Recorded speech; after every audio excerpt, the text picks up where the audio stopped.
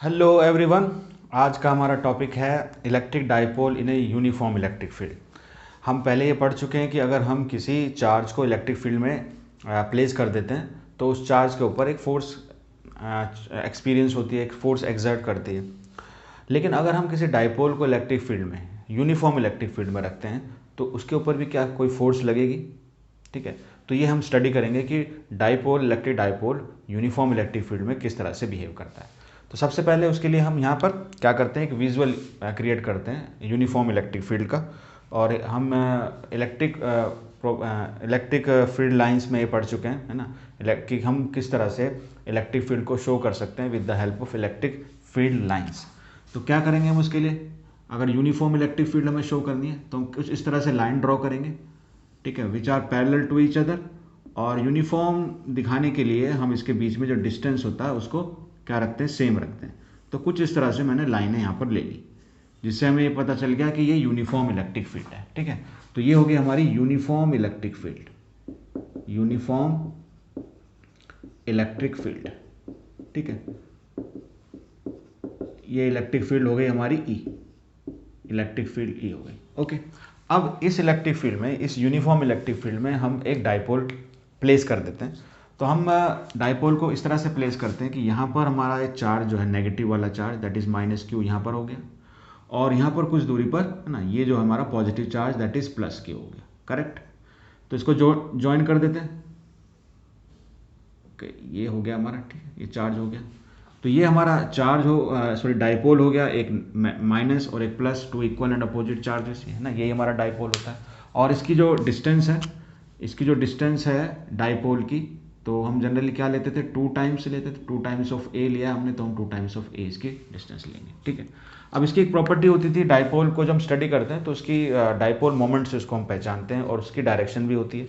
तो यहाँ पर डाइपोल मोमेंट को अगर मैं बनाऊँ, है ना, इस डाइपोल का डाइपोल मोमेंट की डायरेक्शन क्या होती है, नेगेटिव टू पॉजिटिव। तो मैं पहले सारी चीज़ें यहाँ पर ड्रॉ कर देता हूँ, ये मैं इसी के ऊपर इसको शो कर देता हूँ। ये हमारा हो गया डाइपोल मोमेंट पी। ठीक है, तो यहाँ पर 2 डायरेक्शन हो गई, एक तो डाइपोल मोमेंट की डायरेक्शन ये हुई, और इलेक्ट्रिक फील्ड की डायरेक्शन ये हॉरिजॉन्टल हो गई, है ना, फ्रॉम लेफ्ट टू राइट, ये इसकी डायरेक्शन है इलेक्ट्रिक फील्ड की। तो इनके बीच में जो एंगल होगा ना, तो एंगल क्या होगा इसके बीच में, एंगल इसके बीच में है थीटा, ये एंगल थीटा हो गया। डाइपोल मोमेंट, है ना, डाइपोल का डाइपोल मोमेंट और इलेक्ट्रिक फील्ड में ये डायरेक्शन हो गई थीटा। हमने कुछ इस तरह से इसको प्लेस किया। अब जब हम इसको छोड़ देंगे इसके अंदर, तो इसमें होगा क्या, देखें, क्योंकि हमें ये नॉलेज है कि चार्ज के ऊपर किस तरह से बिहेव करता है। इलेक्ट्रिक फील्ड में अगर रख देते हैं तो हमारा, जैसे ये एक नेगेटिव चार्ज है, ये एक पॉजिटिव चार्ज है, तो नेगेटिव चार्ज के ऊपर क्या होगा, एक फोर्स लगेगी, और ये जो फोर्स होगी ये होगी इस डायरेक्शन में, क्योंकि ये नेगेटिव है, नेगेटिव चार्ज है, तो इलेक्ट्रिक फील्ड के अगेंस्ट ये फोर्स लगेगी। मैं अगर इसको नंबर दे देता हूँ, ये हमारा चार्ज हो गया 1 सपोज, है ना, और ये हमारा चार्ज हो गया 2। करेक्ट, ये चार्ज 1 और ये चार्ज 2। तो इसके ऊपर जो फोर्स लगी उसको मैं रिप्रेजेंट करता हूँ F1 से। ठीक है, इसकी डायरेक्शन इधर की तरफ होगी, मैग्नीट्यूड हम निकाल लेंगे इसका। और यहाँ पर जो इस पर जो फोर्स लगेगी, है ना, उसकी डायरेक्शन ये होगी अलोंग द इलेक्ट्रिक फील्ड, ये डायरेक्शन होगी। तो ये जो 2 फोर्सेज हैं ये इस डाइपोल के ऊपर लग रही हैं। ठीक है, और ये फोर्सेज कितनी होंगी, तो यहाँ लिख लेते हैं पहले इन दोनों फोर्सेज को। फोर्स ऑन फर्स्ट चार्ज, जो हमारा नेगेटिव चार्ज है डाइपोल का, है ना, due to uniform electric field E. तो ई हमने क्या लिया, यूनिफॉर्म इलेक्ट्रिक फील्ड लिया। तो हम जानते हैं कि हम फोर्स कैसे निकाल सकते हैं, हम क्या करें, F1 निकालने के लिए जिस चार्ज के ऊपर हम निकाल रहे हैं वो चार्ज ले लेंगे, तो हमारा चार्ज है नेगेटिव, और ये आपका इलेक्ट्रिक फील्ड हो गया।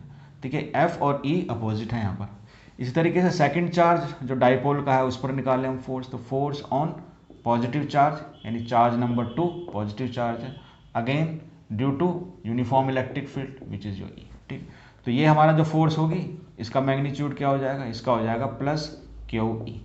तो ये तो इंडिविजुअली हमने दोनों चार्जेस पे फोर्स निकाल ली। अब हम ओवरऑल इस डाइपोल के ऊपर फोर्स चेक कर सकते हैं, टोटल कितनी फोर्स होगी, नेट फोर्स कितनी होगी। तो नेट फोर्स या total force, net force on dipole, on electric dipole कितनी होगी, तो यहाँ दोनों को हम ऐड कर देंगे और इसको हम लिख लेंगे F नेट फोर्स। ठीक है, तो वो क्या हो जाएगा आपका, फर्स्ट फोर्स जो लग रही है इसके ऊपर प्लस सेकंड फोर्स। ठीक है, वेक्टर सम होगा क्योंकि वेक्टर क्वांटिटी है, तो हमारी फर्स्ट फोर्स क्या है, -QE, और सेकंड फोर्स क्या, +QE। तो आप देख रहे हो सिंपली ये तो 0 हो गया। यानी यहाँ पर क्या आया, यहाँ पर आया हमारा नेट फोर्स ऑन डाइपोल, है ना, वो तो हो गया 0, तो काम खत्म हो गया क्या। अगर फोर्स ही नहीं लग रही है इसके ऊपर, है ना, पिछला जो केस था हमने जहाँ सिंगल चार्ज रखा था इलेक्ट्रिक फील्ड में, तो उस इलेक्ट्रिक फील्ड की वजह से उसके ऊपर एक फोर्स लगती है, लेकिन डाइपोल में कोई फोर्स ही नहीं लग रही, तो क्या यहाँ पर काम खत्म हो गया या कहानी खत्म हो गई क्या। कोई फोर्स नहीं, कोई मूवमेंट नहीं, क्या क्या कोई मूवमेंट नहीं है।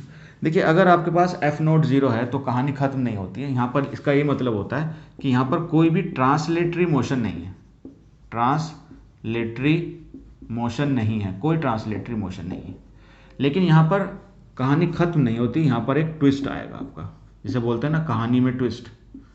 कहानी में यहाँ पर, यहाँ ट्विस्ट मान लो आप इसको, और ये रियलिटी में ही ट्विस्ट है ना, ऐसा बोला जाता है कि कहानी में ट्विस्ट है, लेकिन यहाँ पर आप देखेंगे कि फोर्स 0 है लेकिन उसके बाद ट्विस्ट है। रियली में ट्विस्ट का मतलब है कि डाइपोल सही में यहाँ पर ट्विस्ट करेगा, यानी टर्न करेगा।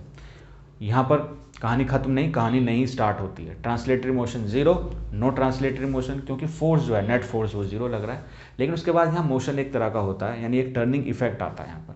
अब ये आपको बहुत इंपॉर्टेंट पॉइंट है इस वीडियो का कि ये टर्निंग इफेक्ट क्यों आता है। हमारे पास दो फोर्सेज हैं, इक्वल हैं, अपोजिट हैं, कैंसिल हो गई, हम यही समझते हैं, लेकिन एक चीज़ इसके अंदर और छुपी है ना, तो उसको हम कंप्लीट कर लें कि यहाँ पर आपके पास जो दो फोर्सेज हैं उन दो फोर्सेज से बनता है आपका कपल। कपल मतलब फिजिक्स में फोर्स से रिलेटेड कपल का मतलब होता है, इसका मतलब ये होता है कि दो हमारे पास जो फोर्सेज हैं, जो हम जानते हैं टू इक्वल हैं, दोनों फोर्सेज कहती हैं इक्वल हैं एंड अपोजिट भी हैं, two equal and opposite forces हैं। तो ये इतनी बात तो हमें समझ में आ गई, जिसकी वजह से F नेट 0 है ना, नो ट्रांसलेटरी मोशन है।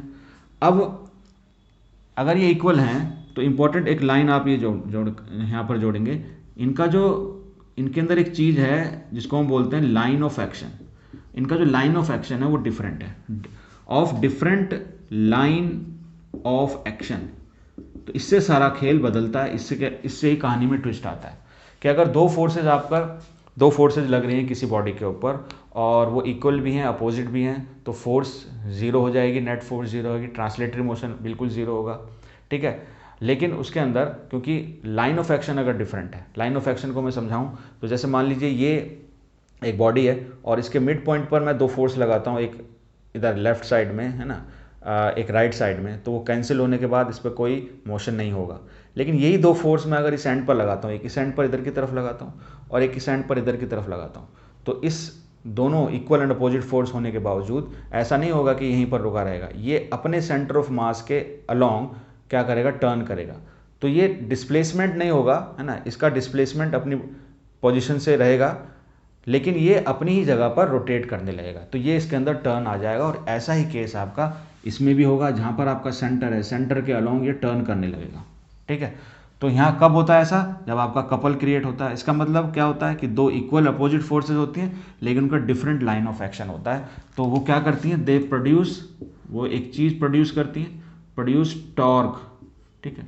ये 11th क्लास में हमने पढ़ा था टॉर्क एक फोर्स की तरह है, लेकिन जब आपका कोई बॉडी रोटेट करती है तो रोटेशन के अंदर जो फोर्स होता है उसको हम बोलते हैं टॉर्क, ठीक है। तो ये हमें टॉर्क एक्चुअली निकालना पड़ेगा, है ना। और बॉडी जो है इस टॉर्क की वजह से, है ना, इस टॉर्क की वजह से जो बॉडी होगी वो क्या करेगी, बॉडी कोई भी बॉडी हो, जैसे हमारे इस केस में डाइपोल है, तो बॉडी विल रोटेट, वो रोटेट करने लगेगी, टर्न करने लगेगी ना, या इसको हम बोलते हैं स्पिन करने लगेगी। स्पिन अलॉन्ग, कहाँ स्पिन करेगी, about centre of mass, about centre of mass के अलोंग वो रोटेट करने लगी। तो वही हमें टर्न अब निकालना है, यानी वो हमें टॉर्क निकालना है। तो जो टॉर्क होगा, ये टॉर्क होता है, इसकी जो वैल्यू होती है दैट इज दो फोर्सेज जो बन रहे हैं, जो कपल बन रहा है, उसमें से आप कोई भी फोर्स ले लें और उसको मल्टीप्लाई कर दें परपेंडिकुलर डिस्टेंस, ठीक है, परपेंडिकुलर डिस्टेंस। अब ये परपेंडिकुलर डिस्टेंस क्या है इस केस में, और लाइन ऑफ एक्शन क्या है इस केस में, ठीक है। तो यहाँ पर लाइन ऑफ एक्शन देखिए, ये जो फोर्स लग रही है वो इस लाइन के अलोंग लग रही है और ये जो फोर्स लग रही है वो इस लाइन के अलोंग लग रही है, तो आप देख सकते हैं डिफरेंट लाइन ऑफ एक्शन। इसी वजह से क्या होगा, ये टर्न करने लगेगा। जो आपका डाइपोल मोमेंट है ये, अगर इसको आप छोड़ देंगे इस पोजीशन में, है ना, एंगल थीटा पर, तो अगर आपने छोड़ दिया यहाँ पर रुकेगा नहीं, इलेक्ट्रिक फील्ड की डायरेक्शन में ये अलाइन हो जाएगा, ठीक है। वो हम बाद में भी इसको डिस्कस करेंगे, ठीक है। तो हम यहाँ पर हमें क्या निकालना है, परपेंडिकुलर डिस्टेंस। तो परपेंडिकुलर डिस्टेंस जो होती है वो इन दो लाइन ऑफ एक्शन के बीच में होती है, यानी हम मुझे क्या निकालना पड़ेगा, ये जो डिस्टेंस है ये निकालनी पड़ेगी। ठीक, तो मेरा जो फर्स्ट चार्ज है ना, इसको अगर मैं पॉइंट लेता हूँ, this is your point A, and इसको मैं मानता हूँ पॉइंट बी, और इसको मैं मानता हूँ पॉइंट सी। तो इस ट्रायंगल में हमें क्या निकालना है, ये परपेंडिकुलर डिस्टेंस है बी सी। ठीक, तो इसको निकाल सकते हैं हम। तो in triangle A B C मैं क्या निकालूंगा, B C upon A B ले लेते हैं, तो ये हो जाएगा परपेंडिकुलर अपॉन हाइपोटेन्यूज ना। इस ट्रायंगल के अंदर ये थीटा है, तो ये भी तो थीटा ही होगा, करेक्ट। तो ये हो जाएगा आपका साइन थीटा बराबर।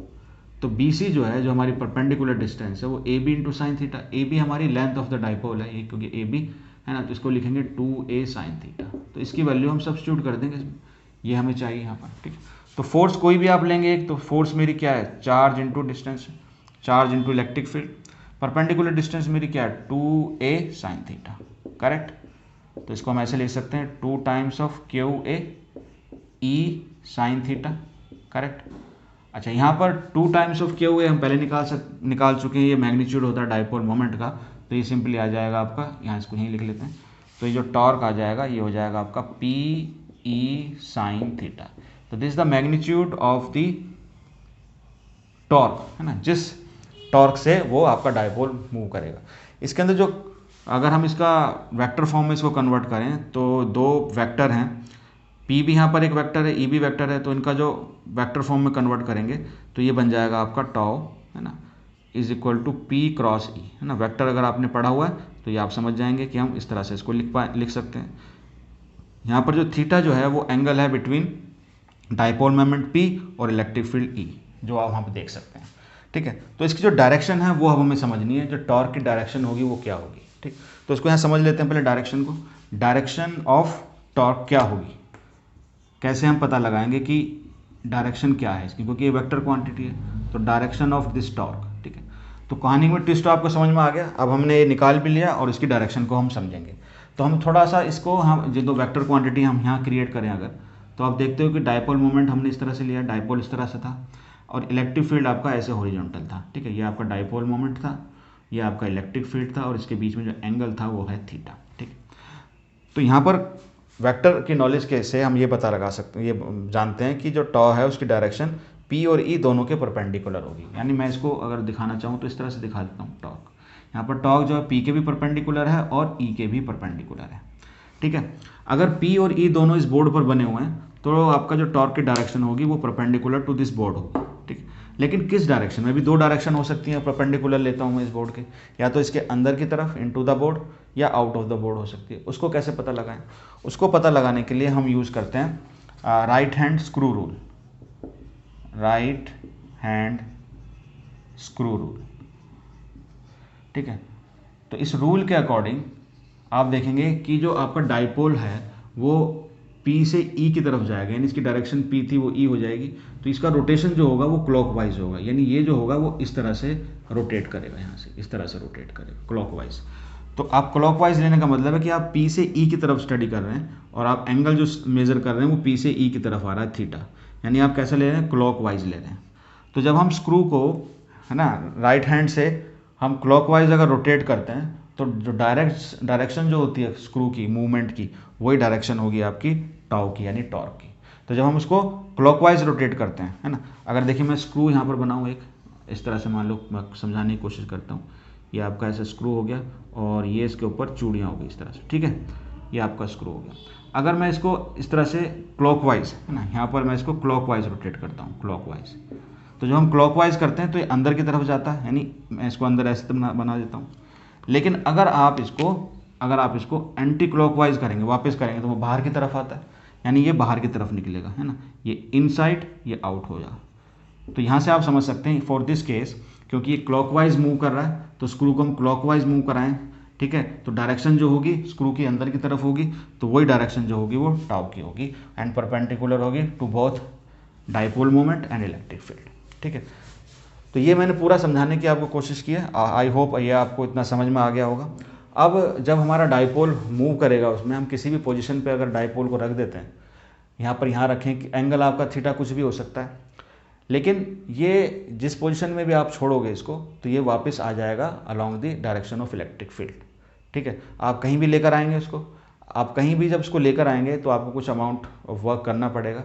तो that will be store inside it as a potential energy, जो हम बाद में डिस्कस करेंगे कितनी होगी, लेकिन वो वापस आएगा आपका थीटा जीरो की तरफ, यानी इलेक्ट्रिक फील्ड की डायरेक्शन में आ जाएगा, थीटा जीरो हो जाएगा, टॉर्क वहाँ पर हो जाएगा जीरो। जब टॉर्क जीरो हो जाएगा तो हमने डिस्कस किया कि हमारे इस पूरे रोटेशन में ऐसी दो जगह होंगी जो हमें जाननी है थीटा की वैल्यूज़, कि कहाँ पर आपका टॉर्क मिनिमम होगा और कहाँ पर मैक्सिमम होगा। तो हम अब ये दो केसेस स्टडी कर लेते हैं इसके, तब तक आप इसको नोट कर लीजिए। तो जैसे हमने देखा जो टॉर्क आया हमारा, torque that is equal to P ना क्रॉस ई, ठीक, ये आपका वेक्टर फॉर्म है टॉर्क की ऑन ए डाइपोल, जहाँ पर डाइपोल मोमेंट पी है और वो यूनिफॉर्म इलेक्ट्रिक फील्ड ई में रखा हुआ है। यानी टॉर्क को हम सीधा अगर इसका निकालेंगे मैग्नीट्यूड तो ये हो जाएगा, थीटा जो है एंगल था, यानी मैं इसको दोबारा बनाऊं तो ये मेरा था डाइपोल मोमेंट पी, ठीक है, ये मेरा था इलेक्ट्रिक फील्ड ई और ये इसके बीच का एंगल था थीटा। तो हमें स्टडी कैसे करना था क्लॉकवाइज, तो इसकी डायरेक्शन मिल जाती है। अब यहाँ पर ये डाइपोल कुछ भी हो सकता है, डाइपोल मोमेंट कहीं डायरेक्शन कुछ भी हो सकती है, नहीं थीटा आपका वेरी करेगा। तो हमारा जो टॉर्क है जो एक्सपीरियंस कर रहा है डाइपोल, है ना, डाइपोल क्या एक्सपीरियंस करता है, चार्ज एक्सपीरियंस करता है एक फोर्स, ठीक है, लेकिन इस केस में फोर्स जीरो होती है, नेट फोर्स जीरो। इसमें डाइपोल एक्सपीरियंस करता है एक एक टॉर्क, है ना, रोटेशनल मोशन का, रोटेशनल मोशन उसके अंदर क्रिएट होता है। तो वो टॉर्क की वैल्यू अगर हम स्टडी करना चाहते हैं तो वो डिफरेंट होगी, है ना, अलग अलग एंगल पर जैसे आप डाइपोल को प्लेस करोगे इलेक्ट्रिक फील्ड के अंदर। तो हम यहाँ पर एक केस ही ले लेते हैं कि ये कब मैक्सिमम होगा कब मिनिमम होगा। तो टॉर्क मैक्सिमम कब होगा अगर हम इसकी मैक्सिमम की वैल्यू बात करें, तो जैसे मैंने बताया ये डिपेंड कर रहा है सिर्फ थीटा पर, क्योंकि पी और ई तो कांस्टेंट है, इलेक्ट्रिक फील्ड फिक्स है, डाइपोल मोमेंट जो भी डाइपोल है उसका डाइपोल मोमेंट भी फिक्स है। तो जो वैल्यू होगी मैक्सिमम डिपेंड करेगी साइन थीटा के ऊपर। और इसका मैक्सिमम होने का मतलब ये है, इसका मैक्सिमम होने का मतलब ये है कि साइन थीटा की जो है वो मैक्सिमम वैल्यू है ना, साइन थीटा की मैक्सिमम वैल्यू। और साइन थीटा की मैक्सिमम वैल्यू क्या होती है, साइन थीटा की मैक्सिमम वैल्यू होती है 1, और इसका मतलब क्या हो गया, थीटा कितना हो जाएगा 90 डिग्री। तो ये हम बात समझ में आती है कि टॉ जो है मैक्सिमम होगा व्हेन थीटा इज 90 डिग्री, और ये वैल्यू कितनी 1 हो जाएगी। तो टॉर्क जो हो जाएगा, टॉर्क मैक्सिमम जो होगा that is equal to simply P into E, ये वैल्यू होगी मैक्सिमम टॉर्क की। और ये कब होगा, ये कब होगा, जब आपका इलेक्ट्रिक फील्ड के बीच में, है ना, और डाइपोल के डाइपोल मोमेंट के बीच में जो एंगल होगा कितना होगा 90 डिग्री। ये आपको बात समझ में आ गई, ठीक है। यहाँ पर अगर हम ऐसे प्लेस करते हैं ज़्यादा टॉर्क एक्सपीरियंस करेगा। मिनिमम की हम बात करें कि मिनिमम कब होगा, तो मिनिमम कितना हो सकता है, तो मिनिमम के लिए इसकी वैल्यू मिनिमम कितनी हो सकती है, यानी टॉर्क जो है अगर मैं मिनिमम लेना चाहता हूँ मिनिमम, तो वो डिपेंड कर रहा है अगेन थीटा जो है आपका साइन थीटा जो है वो मिनिमम होना चाहिए, sine theta should be minimum. अब साइन थीटा मिनिमम कितना हो सकता है, एक साइन थीटा की वैल्यू मिनिमम जो है वो कितनी हो सकती है, 0 हो सकती है। तो इससे हमें पता चलेगा कि थीटा की वैल्यू 0 डिग्री रखूँगा तब भी 0 होगा, और थीटा की वैल्यू में 180 डिग्री लूँगा जब भी 0 होगा, ठीक है। तो टॉर्क मिनिमम कितना होगा फिर, तो टॉर्क मिनिमम कितना हो जाएगा 0, है ना। तो टॉर्क 0 भी हो सकता है, और 0 कब होगा, जब इलेक्ट्रिक फील्ड में, है ना, इलेक्ट्रिक फील्ड। अच्छा एक चीज़ और देखिए, अभी तक हमने देखा था कि दोनों ही केसेस में हमारे पास, दोनों ही केसेस में एक चीज़ तो क्लियर है, दोनों ही केसेस में जो एफ नेट है ना, एफ नेट है वो तो इक्वल टू 0 है, एफ नेट बिल्कुल 0 है, ट्रांसलेशनल मोशन होता नहीं। इस पर्टिकुलर केस में आपका टॉर्क मैक्सिमम होगा, इस केस में टॉर्क 0 होगा, 0 होगा इसका मतलब यहाँ पर कोई रोटेशनल मोशन नहीं होगा, ठीक है, सिर्फ इस केस में रोटेशनल मोशन नहीं होगा, नो रोटेशनल मोशन। अब ये जो है दो केसेज हैं, एक तो आपका थीटा जब 0 डिग्री है तब, और जब थीटा 180 डिग्री है जब। इसको थोड़ा सा डीपली हम अलग से देखते हैं, ठीक है। अब ये टॉर्क 0, अब यहाँ पर देखिए एफ नेट 0 इसका मतलब हो गया ट्रांसलेटरी इक्विलिब्रियम, यानी ट्रांसलेशनल मोशन नहीं हो रहा। और अगर टॉर्क 0 है तो इसका मतलब रोटेशनल मोशन जो है, रोटेशनल इक्विलिब्रियम। इसका मतलब क्या है, इसका मतलब है रोटेशनल इक्विलिब्रियम, यानी रोटेट नहीं कर रहा, रोटेशनल इक्विलिब्रियम। अब इस रोटेशनल इक्विलिब्रियम के दो केस हैं, है ना, दो केस हैं, एक 0 डिग्री पर और एक 180 डिग्री पर। तो इसको हम स्टडी करते हैं। तो हम स्टडी कर रहे हैं इस पर्टिकुलर केस को, जिसको हम बोल रहे हैं रोटेशनल इक्विलिब्रियम, रोटेशनल इक्विलिब्रियम, ठीक है। देखिए हम स्टडी करते हैं। रोटेशनल इक्विलिब्रियम का मतलब यहाँ पर ये भी है कि यहाँ पर टॉर्क क्योंकि 0 है तो ये केस बनता है आपका इक्विलिब्रियम है। अच्छा, इक्विलिब्रियम देखिए, जब आपका टॉर्क ज़ीरो होता है, टॉर्क ज़ीरो का मतलब होता है कि आपकी कंडीशन जो है वो स्टेबल कंडीशन में है। कोई भी चीज़ अगर अपने जिसके अंदर टॉर्क या फोर्स ज़ीरो हो तो अपनी स्टेबल कंडीशन में होती है, तो ये दोनों चीज़ें स्टेबल हैं। अब स्टेबल को हम फर्दर और डीपली अगर समझें, यानी अगर हम थीटा की वैल्यू ज़ीरो लेते हैं तब भी रोटेशनल इक्विलिब्रियम, और थीटा की वैल्यू अगर हम 180 डिग्री लेते हैं तब भी ऐसा ही होता है। ठीक है, यानी अगर मेरा इलेक्ट्रिक फील्ड ये ऐसे, ठीक है, ये मेरा इलेक्ट्रिक फील्ड हो गया। इलेक्ट्रिक फील्ड तो दोनों एक ही डायरेक्शन में ले लेते हैं, ठीक, करेक्ट। अच्छा, इसके अंदर जो डाइपोल मोमेंट है वो इसी डायरेक्शन में है, यानी पी भी इसी डायरेक्शन में, तो थीटा ज़ीरो हो गया। इसमें जो डाइपोल मोमेंट है वो उल्टा है इसका, ऐसा, ये आपका हो गया 180 डिग्री। ठीक है, ये केस है। ये जो है ये भी स्टेबल कंडीशन है, ये भी स्टेबल कंडीशन है ना। स्टेबल, अच्छा स्टेबल इक्विलिब्रियम तो होगा, इक्विलिब्रियम को इसको हम स्टेबल कहेंगे, और क्या इसको भी हम स्टेबल कहेंगे, ये मैं आपको समझाता हूँ इसको। ये स्टेबल क्यों है, देखिए स्टेबल ये है कि अगर हम इस कंडीशन में छोड़ देंगे तो डाइपोल मोमेंट, डाइपोल आपका इसी, यानी इसकी जो डायरेक्शन है वो यही रहेगी, चेंज नहीं होगी, ठीक है। लेकिन अगर आप इस कंडीशन में छोड़ते हो तब भी वो ऐसा ही रहेगा।